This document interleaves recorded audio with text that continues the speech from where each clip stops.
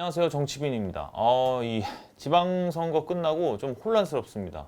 사실 저는 이 선거 결과도 조금 제가 아예 예상을 못했던 측면의 결과도 있어서, 근데 이제 정말 골 때리는 건 이제 투표지 부족 사태, 부족 문제 같은 게 나올 줄 몰랐던 거죠. 이게 뭐 다들 알려진 거지만 어쨌든 투표지가 부족해서 제 시간에 이 선거를 투표를 못했던 상황인 거죠. 이게 좀 여러 군데가 있었고, 근데 이게 그러면서 약간 흐름이 좀 신기하게도 그 올림픽 공원에 약간 이제 정치의 애전처럼 막 이렇게 엄청 큰 관심이 있던 친구들이 아니지만 뭐 2030 청년들 중심으로 해서 좀 시위 현상이 나타나기도 했습니다. 지금도 진행 중이고, 근데 이게 약간 이제 뭐 부정선거를 주장하거나 이런 이들이 좀 섞이기도 하는데 어쨌든 좀 이런 시위 현상이 나타나고 있다.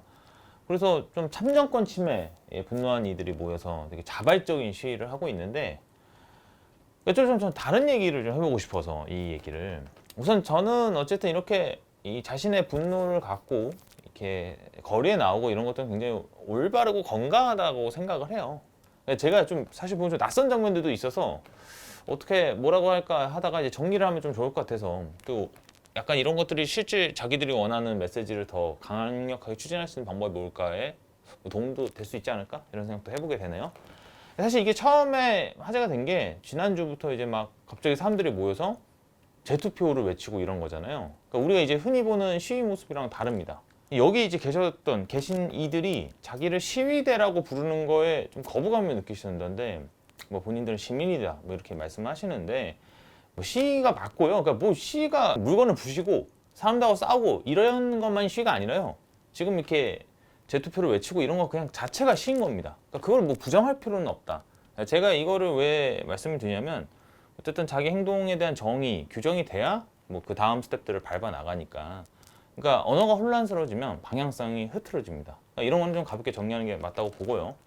넘어와서 이제 보면 이게 왜 진전이 안 될까인데, 저는 사실 그 말씀 드리고 싶어요. 저는 좀 재투표를 하는 거는 좀 어려울 것 같아요. 사실 제가 보기에는. 근데 사실 보면 이 시위의 진정성이 있지만 뭔가 추진되지 않는 가장 큰 이유는 이 주체, 그러니까 지도부가 없어서입니다. 그러니까 뭔가 결정을 내릴 기구가 없는 거예요. 소통 창구도 없는 거고. 이제 그러다 보니까 계속 이제 재투표 구호만 외치고 애국가 부르고 이런 것만 계속 반복되는 것 같거든요. 그러니까 저는 어쨌든 시위단체나 이런 거에 대한 선입견이 있는 분들도 좀 있잖아요. 그럼에도 그런 단체가 있어서 사실 거대 시위는 방향성이 생기고 뭔가 정리가 되는 지점은 있습니다.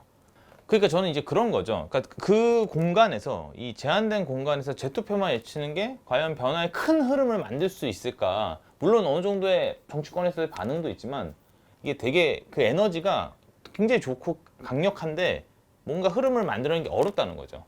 그러니까 이제 사람들이 이제 시위할 때 길거리에 나아가면 그 목소리를 사람들한테 보여주고 권력에게 전달하기 위한 그런 것도 있잖아요. 근데 이제 그런 게 없으니까 약간 공회전 같은 걸 계속 하는 느낌인 거죠. 그러니까 저는 이제 좀 그렇습니다. 만약에 재선거를 원하시면 선관위한테 항의를 하고 뭐 정치권한테 얘기를 해보는 게 맞다고 생각을 해요. 그러니까 어쨌든 선관위는 재투표 불가 입장을 내렸죠. 그럼 이제 어떻게 해야 되냐? 사실 생각을 해보면 재투표를 지금 할 수 있는 가장 현실적인 방법은 오세훈 당선자가 당선증을 내려놔야 돼요. 그럼 어떤 식으로 생각을 해보면 서울시청 앞에서 오세훈 당선자를 압박하는 게 맞습니다. 어떤 식으로 생각을 해보면. 근데 저는 그러니까 이게 좀 현실적이지 않다는 거예요. 그래서 좀 뭐랄까, 저는 사람들이, 그러니까 여기 있는 이들이 가도행지나 이런 것들이 부담스럽다면 가령 뭐 이런 건 해볼 수 있는 거죠. 서명 운동 같은 거. 그러니까 요즘은 뭐 종이를 굳이 쓸 필요 없죠. 온라인 툴 같은 거 하나 만들어서 하면은 그런 폼을 만들어서 배포하고 사람들한테 뿌리면 100만 명 이상도 충분히 할 거라고 저는 보거든요. 그러니까 이게 권력층에 전달을 하는 거잖아요. 권력층은 그런 거에 반응할 수밖에 없습니다. 정치의 관여자들은. 그러니까 저는 그러면서 좀 근본적인 얘기를 드리려면, 앞으로 이런 일이 발생했을 때 문제가 생기지 않게 하려면 법을 바꿔야 됩니다. 그러니까 제가 이게 그냥 단순히 개정안으로 해결될 건지 아니면 헌법 자체를 수정해야 될 건지 이런 거 좀 명확하진 않은데 아마 둘 다 건드려야 될 거예요. 근데 저는 그래서 여러분들이 할 거면 차라리 정치인들을 압박하는 게 맞다는 거예요. 그러니까 자신이 사는 지역의 국회의원 사무실을 방문해서 그런 얘기를 할 수도 있는 거고, 의원실에 전화할 수도 있고 메일로도 할 수 있는 거고요. 그러니까 어쨌든 여러분, 정치인들은 표를 받는 직업, 여러분한테 표를 받는 직업이기 때문에 목소리를 못 갈 수 없습니다. 그러니까 결은 달라 보일 수 있지만 한동훈 의원도 뭐 선관위원들 선거철 휴가 못 가게 법 내겠다 이런 게 하고 있죠. 그러니까 그런 것들도 어쨌든 법으로 할 수 있는 부분이 있다고 보는 거죠. 그러니까 이런 식으로 반응이 올 거라는 거예요. 그러니까 저는 요즘 워낙 세대가 그런 거에 부정적이기도 해서 이거 뭐 방법을 구체적으로 좀 제가 말씀드리면 아주 안 좋아하실 것 같고 이러기도 한데 어쨌든 저는 이번 여러 가지 문제들 이번 선거에 있어서 가장 최악으로 보고 있고 뭐 다들 공감할 겁니다. 뭐 전 국민이 그러니까 재투표 할 거야 말 거야 이런 거에 대한 생각은 다 다를 수 있지만 어쨌든 선관위 개혁도 해야 되는 문제고요. 굉장히 산 넘어 산입니다.